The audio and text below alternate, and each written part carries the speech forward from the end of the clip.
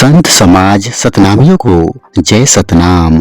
आज हम सुनाते हैं संत शिरोमणि गुरु बाबा घासीदास जी व सफूरा माता के ज्येष्ठ पुत्र गुरु अमरदास जी की अद्भुत कहानी में अंत तक बने रहिएगा। संत शिरोमणि गुरु बाबा घासीदास जी व सफूरा माता की गोद में ज्येष्ठ पुत्र गुरु अमरदास जी का अवतरण जुलाई 1794 को गुरु पूर्णिमा के दिन पावन गांव गिरोधपुरी में हुआ। गुरु अमरदास जी सन 1800 को 7 वर्ष की आयु में ही अपने माता पिता से मानव कल्याण के लिए तपस्या व आध्यात्मिक सतमार्ग को स्थापित करने एकांत शांत स्थल पर अज्ञातवास रहने की अनुमति पाकर गिरोधपुरी के घने जंगल अमर गुफा बागमारा के अंदर में, जहां सर्प बिच्छू विषैले जीव के साथ व घोर अंधकार में बाहर जंगल के वन्य प्राणियों के बीच सतनाम सतपुरुष साहेब की असीम कृपा व पिता संत शिरोमणि गुरु बाबा घासीदास जी की आशीर्वाद से अज्ञातवास में रहकर तपस्या में लीन रहे।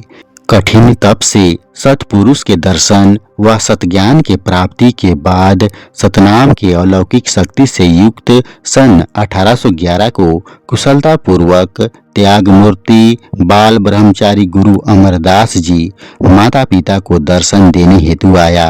12 वर्षों के पश्चात सतधारी तपसी गुरु अपने माता पिता को सत्य प्रमाण सहित पुत्र होने का चरित्र गाथा सुनाया। पुत्र को परखने सफूरा माता द्वारा एक परीक्षा गोरस दान मुखपान लिया। जैसे ही गुरु अमरदास जी माता की परीक्षा में पास हुआ, सफूरा माता उन्हें हृदय से लगाया व गुरु बालक दास जी अपने बड़े भाई का आशीर्वाद लिया। गुरु अमरदास जी का विवाह सन 1822 को प्रतापपुर के अवतारी देवकन्या अंगारमती उर्फ प्रतापपुरहीन माता के साथ हुआ था। गौना की रात्रि को ही माता अंगारमती को गुरु अमरदास जी के दिव्य रूपों के साथ सतपुरुष का दर्शन तथा जीवन उद्देश्य का ज्ञान प्राप्त हुआ और गुरु अमरदास जी व माता अंगारमती साथ रहकर भी दाम्पत्य जीवन का निर्वाहन न कर ब्रह्मचर्य धर्म का पालन किया, जिसके कारण उनकी कोई संतान नहीं हुआ। गुरु अमरदास बाबा जी 12 डेरा में महिमा दिखाने के बाद चटवापुरी में आए। उनका अंतिम समय था। 35 साल की उम्र में चटवापुरी धाम में समाधि ले लिया। जब गुरु अमरदास बाबा जी चटवापुरी धाम पहुँचे, उस समय बरसात का मौसम था। बहुत बारिश हो रही थी। चटवापुरी जाने से पहले शिवनाथ नदी को पार करना पड़ता है। उस समय बाढ़ आ गया था। उस समय नदी पार करने के लिए नाव का सहारा लेना पड़ता था। वह अपने हाथी से उतरता है और नाविक से कहता है, हे डोंगहार भाई, मुझे और मेरे हाथी को नदी पार करा दो। नाविक उसकी बातों को अनसुना कर देता है। एक बार फिर कहता है, हे डोंगहार भाई, मुझे और मेरे हाथी को नदी पार करा दो। नाविक कहता है, नदी पार कराने के लिए कह रहे हो, यह तो समझ में आ रहा है, लेकिन आप हाथी को भी पार कराने के लिए कह रहे हो, मुझे समझ में नहीं आ रहा है। हाथी का वजन बहुत है, एक पांव भी नाव पर रखेगा तो नाव डूब जाएगा। लकड़ी का है नाव, मैं पार नहीं करा पाऊंगा। यदि आप बैठना चाहते हैं तो बैठ जाइए। गुरु अमरदास बाबा कहते हैं, हाथी मेरे बचपन का साथी है, मैं इसे अकेले कैसे छोड़ सकता हूँ। इसके बाद हाथी पर सवार होकर नदी को पार किए। पानी के ऊपर ही ऊपर चलकर हाथी पार हो गया। नाविक आश्चर्य से देखता रहा, मन ही मन सोचता रहा और पछताता रह गया, माफी मांगने लगा। नदी किनारे एक बुढ़िया का झोपड़ी था। उसे गांव वाले टोही कह के गांव से निकाल दिए थे। उसके घर गया और हाथी को एक जगह बांध दिया। दरवाजा को खटखटाया और आवाज लगाया, कौन है दाई, कौन हो दाई। बुढ़िया सोचती है, कौन है, आज तक कोई नहीं आए। आज कौन मुझे दाई कह के पुकार रहा है। खोल के देखती है। सियान डोकरी पूछती है, आप कौन हो बेटा? पहचान नहीं रही हूँ। गांव वाले टोन्ही कह के गांव से निकाल दिए हैं मुझे। मैं अकेली रहती हूँ।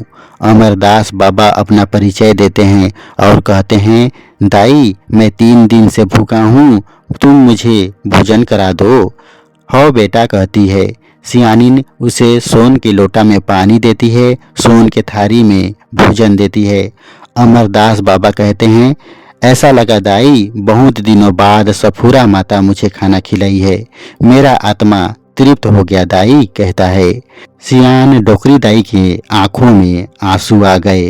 अमरदास बाबा कहते हैं, मैं 3 दिन से नहीं सोया हूँ दाई, मैं सो रहा हूँ। कोई आए, कैसे भी परिस्थिति या विपत्ति आए, मुझे मत जगाना दाई। मैं संत समाज के लिए 3 दिन के लिए सतलोक जा रहा हूँ, वहां से मैं अमृत लाऊंगा, कहा। इतना कहकर बाबा श्वेत समाधि में लीन हो गए। 1 दिन हो गया, 1.5 दिन हो गया, 2 दिन हो गया, 2.5 दिन हो गया। सियान डोकरी के घर के पास हाथी बंधाए रहता है। बस्ती वाले देखते हैं और सोचते हैं, ये हाथी के सवारी कहाँ है, कौन है? टोन्ही के घर के पास कौन बांधा है, कहाँ चला गया है? सब आसपास पता करते हैं, कहीं नहीं मिला। लोग बोले, सबसे पहले डोकरी के घर में पता करते हैं। सियान डोकरी से पूछते हैं, जरूर तुम्हारे घर में है सवारी। डोकरी मेरे घर में नहीं है बेटा, कहती है। सब डोकरी के घर में घुस गए। लोग कहते हैं, देखो ये टोन्ही इसे मार दी, खा गई और लाश को चूस रही है।